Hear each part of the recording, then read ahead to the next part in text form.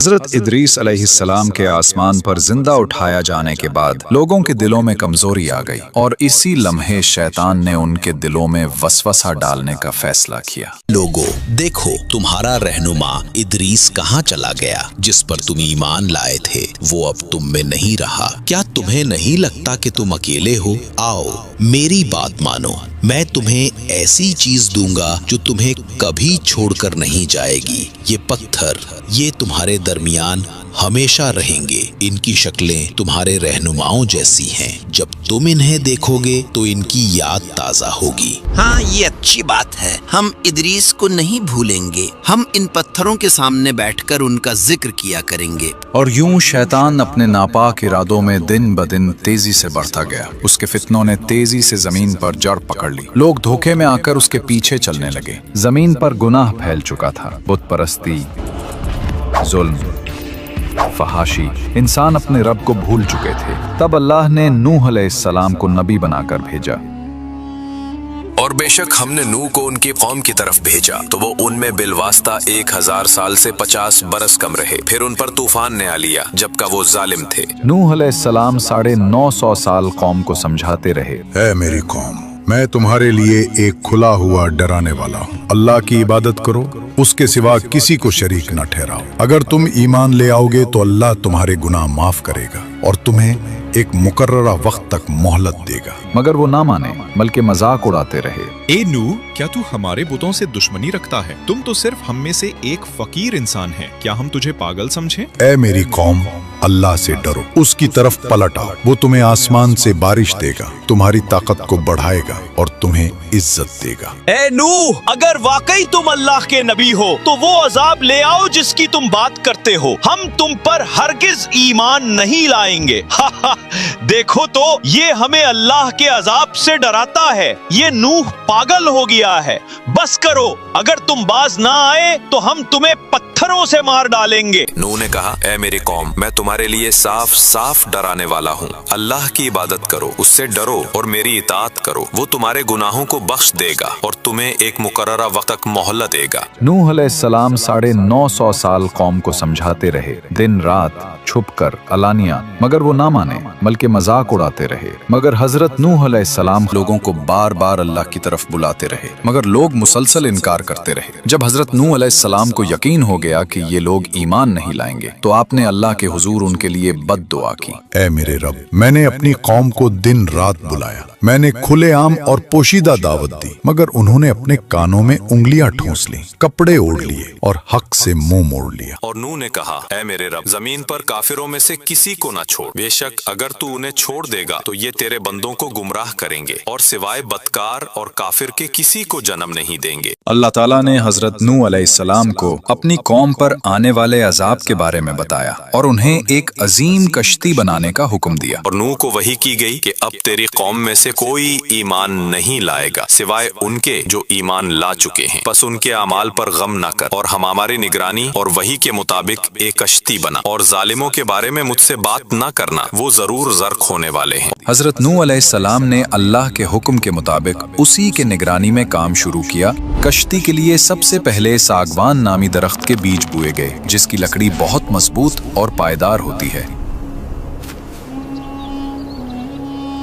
یہ درخت تقریباً 100 سال میں جوان ہوا، پھر اسے کاٹ کر تیاری کے لیے استعمال کیا گیا۔ حضرت نوح علیہ السلام جب کشتی بنا رہے تھے تو قوم کے سردار ان پر ہنستے اور مذاق اور کہتے تھے، واہ نوح، اب تم بورے ہو گئے ہو، صحرا میں کشتی بنا رہے ہو، کیا یہاں کوئی دریا ہے؟ حضرت نوح علیہ السلام ان کو جواب دیتے اور کہتے، جس طرح تم آج ہم پر ہنستے ہو، کل ہم تم پر ہنسیں گے جب عذاب تمہیں گھیر لے گا۔ اور پھر اپنے ایمان والوں کے ساتھ کشتی بنانے میں مصروف ہو جاتے۔ روایات میں آتا ہے کہ اس وقت ایک شخص جس کا نام اوج بن انق تھا، جو حضرت آدم کی اولاد میں سے تھا، لیکن وہ عام انسانوں جیسا نہ تھا۔ روایات کے مطابق اس کا قد عام انسانوں سے سینکڑوں گنا زیادہ تھا۔ بعض تفسیری اقوال میں بتایا گیا کہ اس کی لمبائی ہزاروں ہاتھوں پر مشتمل تھی۔ बादल उसके कंधों को छूते, वो पहाड़ों पर हाथ रख सकता था और दरख्तों को जड़ से उखाड़ देता था। इजराइली रिवायात में आता है कि ओज बिन अनक हजरत नूह के जमाने में जिंदा था। जब हजरत नूह अलैहिस्सलाम ने अल्लाह के हुक्म से कश्ती बनानी शुरू की तो ओज बिन अनक भी वहां आता और अपनी ताकत से बड़े बड़े दरख्त काट कर लाता। उसके लिए लकड़ी उठाना खेल था। वो कश्ती बनाने में मदद तो करता था मगर ईमान नहीं लाया और तूफान नूह में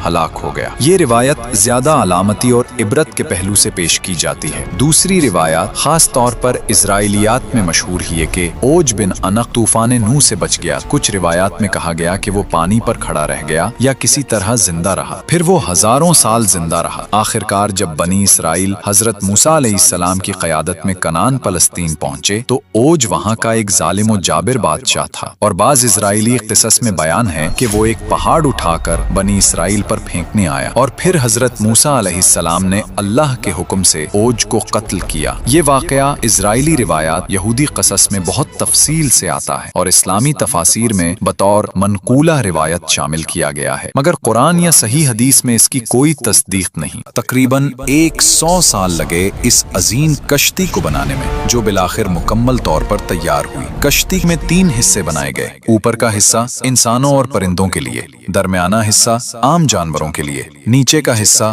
दरिंदों के लिए। हजरत नूह अलैहिस्सलाम ने अल्लाह के हुक्म के मुताबिक कश्ती तैयार की ताकि अजाब के वक्त ईमान वाले महफूज रहें और अल्लाह की नेमत से निजात पाएं। ऐ मेरी उम्मत सुनो, मेरी बात गौर से सुनो। अल्लाह ताला ने काफिरों को बहुत मोहलत दी थी लेकिन अब उनके पास कोई मोहलत बाकी नहीं रही। याद रखो, ये कश्ती जो हम अल्लाह के हुक्म से बनाया है ईमान वालों के लिए पनाह है। जो इसमें सवार होगा वही जिंदा बचेगा और जो सवार ना हुआ वो डूब जाएगा। तुम जान लो, जब बड़ी निशानी जाहिर होगी और इस तंदूर से पानी निकलेगा तो वही वक्त होगा अजाब के आगाज का। बस फौरन इस कश्ती में सवार हो जाना क्योंकि फिर अल्लाह का अजाब शुरू होगा और अल्लाह के करम से ईमान वाले बचा लिए जाएंगे। और फिर वो दिन आ पहुंचा जिसका वादा किया गया था। गांव के एक पुराने तंदूर से अचानक पानी उबलने लगा। लोग घबराहट में एक दूसरे को देखने लगे। उनके चेहरों पर खौफ और हैरत छा गया। वो पुकारने लगे, हाय गजब, ये वही निशानी है जिसका नूह हमें बताता रहा था। सब लोग जल्दी भागो,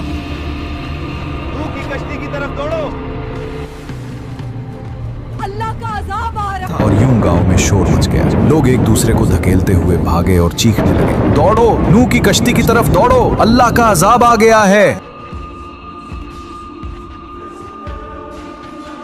फिर अल्लाह के हुक्म से हर जानवर की नरो मादा जोड़ी हजरत नूह अलैहिस्सलाम की कश्ती में आ गई। गोया फितरत ने खुद रब का हुक्म मान लिया। फिर आसमान सियाह होने लगा, बादल गरजने लगे और मूसलाधार बारिश बरसने लगी। जमीन के शगाफों से भी पानी उबलने लगा। यूं लगता था जैसे आसमान और जमीन दोनों मिलकर पानी बरसा रहे हो। पानी तेजी से बिलोंग होने लगा। कच्चे घर और गलियां सब डूबने लगी और फिर वो अजीम कश्ती नुमाया खड़ी थी जिसे बरसों की मेहनत से तैयार किया गया था। नूह के मानने वाले उनके पीछे पीछे कश्ती की सीढ़ियों पर चढ़ने लगे। उनके कदम जल्दी जल्दी बढ़ रहे थे। उनके होंठों पर दुआएं थीं और दिलों में खौफ भी और यकीन भी। और जब पानी हर तरफ फैल गया तो नूह के साथ ही उस कश्ती में सवार हो गए।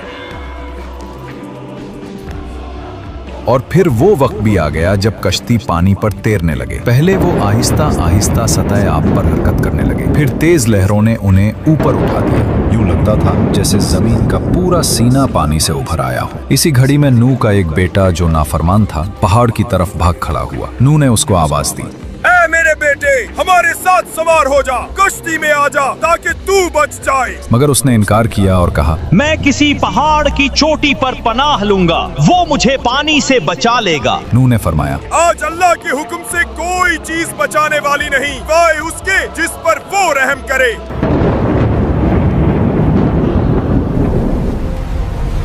इतने में एक बड़ी लहर आई। वो पहाड़ की चोटी को भी ढांप गई और वो नाफरमान बेटा उस मौज में बह गया।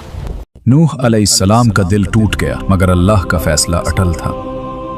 इजराइली रिवायात के मुताबिक औज बिन अनक उस पानी में खड़ा रहा। वो कश्ती अल्लाह के हुक्म से पहाड़ों के दरमियान से गुजरती हुई उस मकाम तक पहुंची जहां आज बैतुल्लाह ही। रिवायात कहती हैं उसने काबा का तवाफ भी किया। गोया तौहीद का ये पैगाम पानियों पर तैरता हुआ अजिल के घर के गिर्द चक्कर लगा रहा था। वही मकाम जहां सदियों बाद इब्राहीम अलैहिस्सलाम को काबा उठाने का हुक्म मिलेगा। और फिर अल्लाह ने जमीन को हुक्म दिया, पानी निगल ले, आसमान रुक जा, और कश्ती जूदी पहाड़ पर ठहर गई। और कहा गया, ए जमीन अपना पानी निगल ले और ए आसमान अपना पानी रोक ले। बस पानी खुश्क कर दिया गया और काम पूरा कर दिया गया और कश्ती जूदी पर ठहर गई।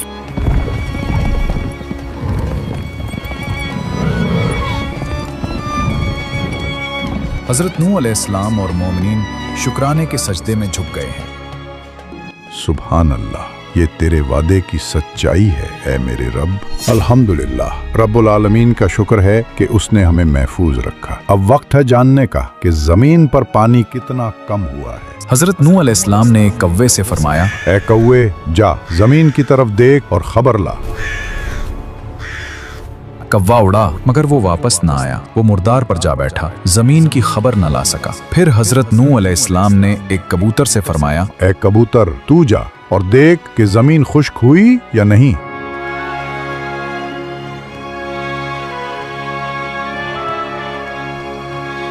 अल्लाह के नबी, जमीन पर पानी उतर गया है, सब्जा उगाया है। ये जैतून का पता देखिए, खुश्की जाहिर हो चुकी है।